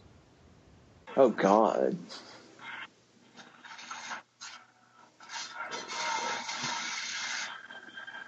So what, was he planning on doing that like after Blade Trinity or something?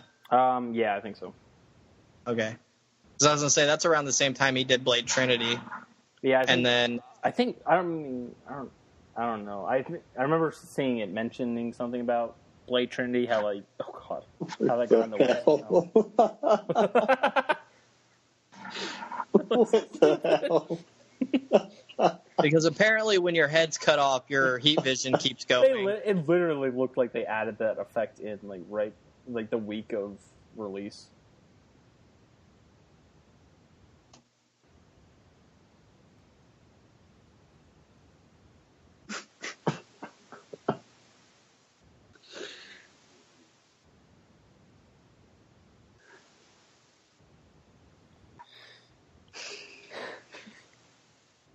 Not only are they adamantium bullets, but they're 44 Magnum adamantium bullets. Yeah, Stryker doesn't skimp. Hey, what's going on? Why don't they just... I've got that Indian head belt buckle too. How did the building not fall to pieces? Right.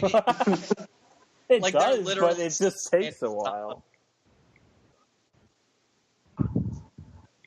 Oh my god. Okay, so they're definitely on a green screen now. Yeah. That was terrible. How did this Did he just commit suicide? Okay, so now it falls. Yeah. How did this movie... Heat vision doesn't melt steel beams. That was a joke. Yeah. Oh shit, what up? Oh god, it's gonna hurt him so bad. There goes Gambit. Yeah, where the hell was he the At the entire last time?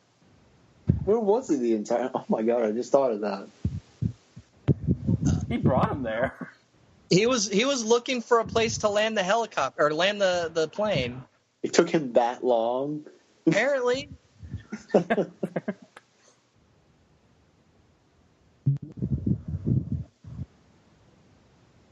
He hadn't been there. I guess he hadn't been there that long because he got there in like the middle of the night since morning now. Poor Taylor Kitsch. Is it the last time we see Taylor Kitsch in this movie? Yeah. I think so. He ran off the set. He was unnecessary to the end of this movie, except to break up that falling debris. Even though that wouldn't have hurt him anyway. Well, I guess it would hurt him. That would have killed him, right? I guess.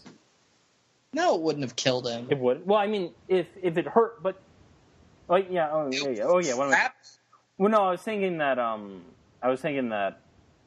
it falls on him and then it breaks away his skin, but then he'd still be able to have time to regenerate. Like what happens at the end of the last In the Wolverine, he survives a literally a nuclear explosion, and just grows his skin and hair back. Oh yeah, true. It's actually pretty cool. It is cool. Yeah, that looks good. And then you think the movie's about to end. Is this X-Men or Gone with the Wind? You just can't cut the break. I love how this movie's about to end so happily, and it's just like, pow. Oh, no. Gambit does come back. Oh, okay, good. We do see Gambit again. Wait, so the bullets don't work, and the bullets don't work unless they hit them in the head? Well, they work, but they don't do. I guess they don't do what they need to him. Yeah. Because the point is that even if he gets shot in the brain, he'll still heal from that. He's not going to die. But for some reason, like, his memories are gone now. For some convoluted reason. Because we all know everybody that's ever survived being shot in the head has, had amnesia. Oh, yeah. Oh, I was like, wait, what is he doing? I forgot she had those powers. Yeah.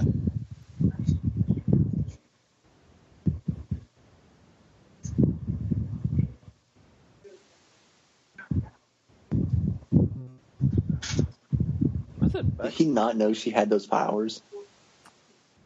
Well, he might have known, but he can't. He might have known, but that doesn't, help once she's actually gotten a hold of him.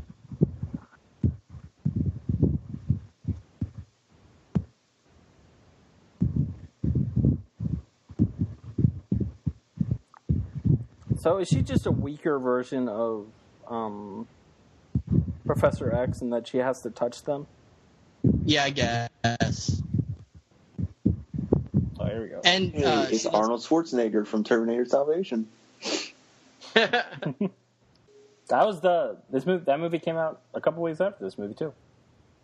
Actually, the Arnold Schwarzenegger T100 or whatever, T101 looked a lot better than Professor X. That is true. He looks, oh god. But you only actually see Arnold's CGI face for a second before they blow his face off. And it's also in the dark as opposed to out in the daylight. Oh, Gambit's just like, all right, they're all right.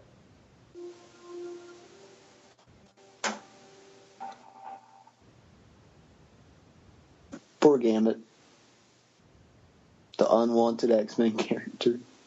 Yeah. Yeah, they could have had him. If he was in the other movies, they could have had him go with them. Right. But he comes back up on Wolverine right here. All right, yeah.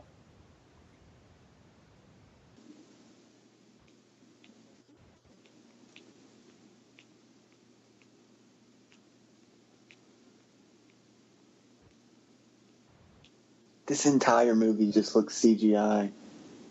I don't know why. Can you imagine being at the premiere and being a part of this movie and watching it? Like, oh my god. What about, I mean, there's been worse movies, though. Like, what about Batman and Robin or Green Lantern? Yeah, but I just mean, like, with how, I mean, yeah, I'm not saying those are. Yeah. No, I know. I'm saying, like, what about those movies, too? Like, those. Well, I just mean, with this movie, it's like the whole thing looks, like, overproduced. And so do those movies, but, like, just the whole, like, this movie, like, got, well, yeah, I guess it's the same situation, but I was using this one as an example. It's Green Lantern. Green Lantern is not a worse movie than this. I don't know. I don't know. I had to watch Green Lantern again to determine which one's worse. Maybe we can watch that next. Yeah. I don't know. We're watching Magnificent Seven. Green Lantern is a much better movie than this, but it's a better movie. I don't know, because it's like, at least, I don't know. I felt, because like at least the villain of Origins, I mean Stryker, he's not like or Stryker or Sabretooth, whoever would be the technical villain. At least I mean, he's not like a terrible villain. Like Green Lantern just had an awful villain. They and did. That's basically what made the movie a terrible. They made a mistake in Green Lantern by not using Sinestro as the villain. But don't you need more? And I know a lot about their relationship. Well, and I know. See, here's the thing. I know that it's comic accurate that Sinestro is a Green Lantern when he first meets Hal Jordan, and that he trains Hal Jordan. Blah blah blah. I know that's comic accurate, but that's one of those situations where you look back and you say, okay, right, the movie should have changed it. They should have done like a Superman 2 kind of a thing where you have like a pre-credits sequence where you show Sinestro on trial by the Guardians and getting expelled from the Green Lantern Corps. And then you can go into Hal Jordan's origin and have Sinestro show up like trying to get Abinsur's ring or something.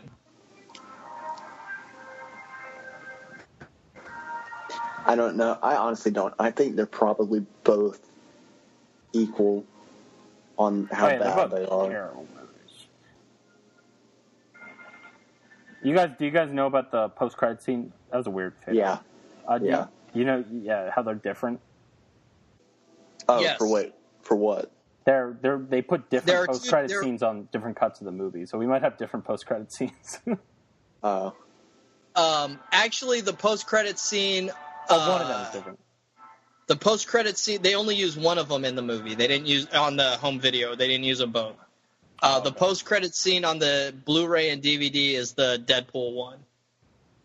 Okay. Yeah, I'm watching it on the website. Stryker walking. I have the Stryker one. The other one is in deleted scenes on the disc, but it's not actually in the movie.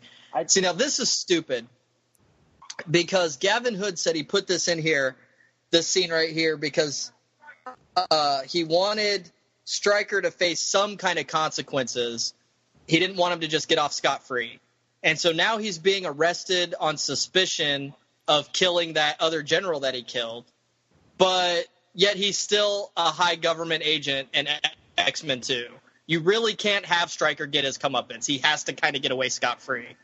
Also, where the hell was he when he was just walking around like that? Well, she told him to keep walking until his feet bleed and then walk some more. Okay. So he was under mind control. Why did she even do that? Like, I mean, I know they just had to make it fit with X-Men 2, but it would make more sense if you just told him to just kill himself or something. Yeah, but they couldn't do that, so... Wait, so are we not going to have another post-credit scene, or are we going to have one? I don't know. There's the post-credit scene with Deadpool where he gets his head and whispers, shh. That's the one that's in the movie. Oh. The other one where he's in a bar in Japan, they have that in the deleted scenes. See, when I saw the movie in the theater, I didn't get the Deadpool one. I think I got the Stryker one and the bar one. What's the bar one? I've never seen the bar one. He's just in a bar in Japan doing shots it sets up for the Wolverine. That's what they're planning on doing at the time. It sets up for the movie they wanted to tell in the first place. Yeah. Oh, okay. Wolverine's in a bar in Japan. I thought you meant like Deadpool was in a bar in Japan. I was like, how did that work? Yeah, no. Wolverine is in a bar in Japan. So, what did everyone think watching it again?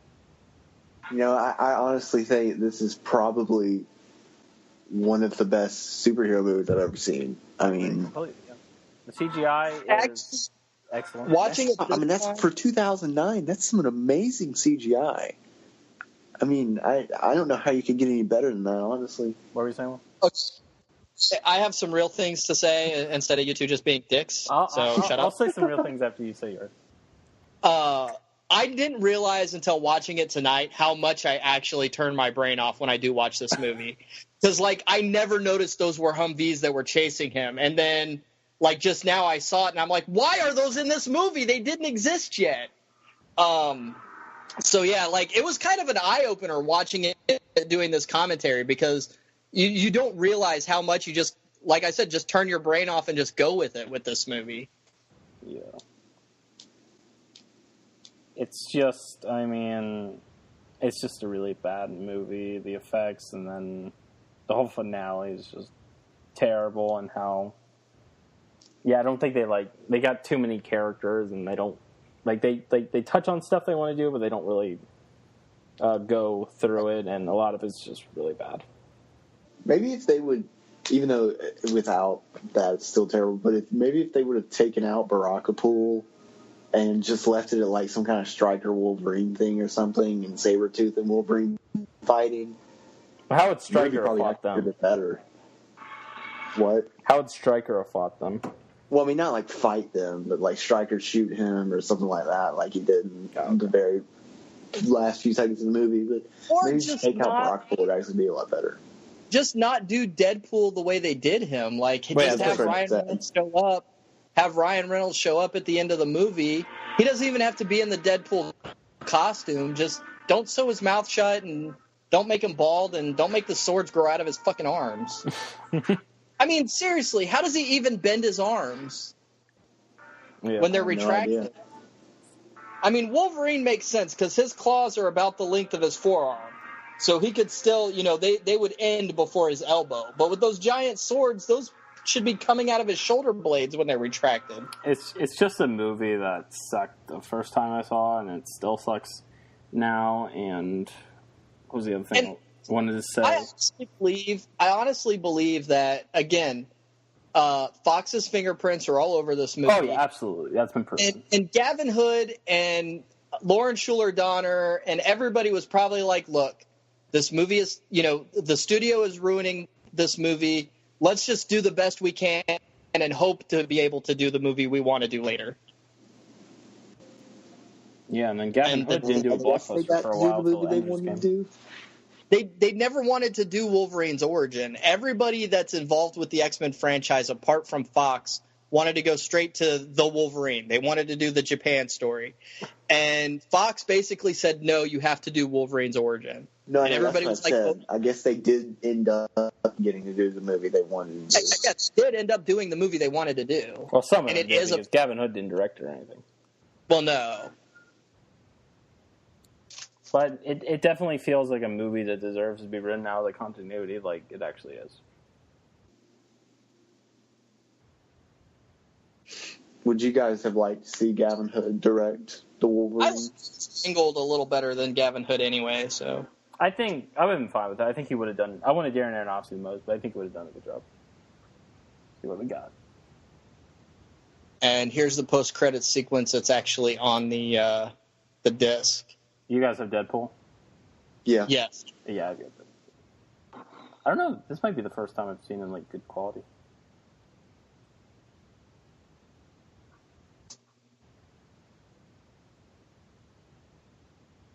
That hand just looks so creepy. Yeah.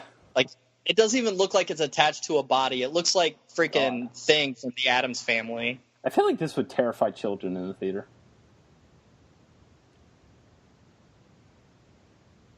So what, were they going to do like a traditional Deadpool after that, or Yes. Probably because they realized how much they fucked up from doing that. I don't even think it was that they realized how much they fucked up, because, I mean, this is they made that obviously before anybody saw this movie. So I think that was always the intention, was to do Deadpool the way they did in this movie, but to fix him Well, yeah, for the next movie. yeah, unless like Ryan Reynolds or someone big like realized, okay, we gotta try and set this up for something where we can redeem it for the character. Right. took Ryan Reynolds, what, three or four movies to finally get a good comic book role? Yeah, he did Blade Trinity too. Yeah, but see, I think he did a good job in Blade Trinity, and he did a good job in Green Lantern. I feel like I'm the only person in the world that didn't really like him as Hal Jordan. He fits. Maybe it just has something to do with just how bad the movie is. I just didn't really like him. But yeah, they gave him a very cliche arc. Years and years ago, there were rumors of Ryan Reynolds being Wally West in a Flash movie, and I think that would have fit him better. But I don't think he's too old for Wally West. Well, that was a while ago. They were talking about it like 10 or 11 years ago. 10, 11, 12, 13 years Unless ago. they were going for like a Barry Allen is no longer Wally West is the Flash type thing. Yeah, that's what they were going to do. They were going to do then yeah. Wally West Flash, not with Barry Allen. He wasn't going to be Kid Flash. He was going to be the Flash. All right, And they probably weren't even going to even mention that Barry Allen existed. It was probably just going to be Wally West as the Flash. Well, if you like this commentary, leave a like. Tell us what you thought of X-Men Origins Wolverine. You probably didn't like it, since most people don't. Hopefully you liked our commentating on the terrible movie. But I said, even if you did like it, we want to hear from you. Yeah. Oh, yeah. Leave your comment. Yeah. Just comment if you think the movie's terrible. Tell us what you think of this movie. Tell us what you think of our commentating on the movie. Our website has changed to cinemasquad.com. Oh, yeah. It's just CinemaSquad. Still, if you type in cinemasquad.wordpress.com, it still brings you to cinemasquad.com. So either way, but cinemasquad.com is better. So go visit our website, cinemasquad.com. Go follow us on Instagram at cinema_squad. Go follow us on Twitter at cinema_squad. And go like us on Facebook at Cinema Squad. And then go visit our website. Look around our YouTube videos. Some of them are pretty cool, I think. Till tomorrow. Yeah, tomorrow when we do our podcast. See you guys later. Bye. Peace out.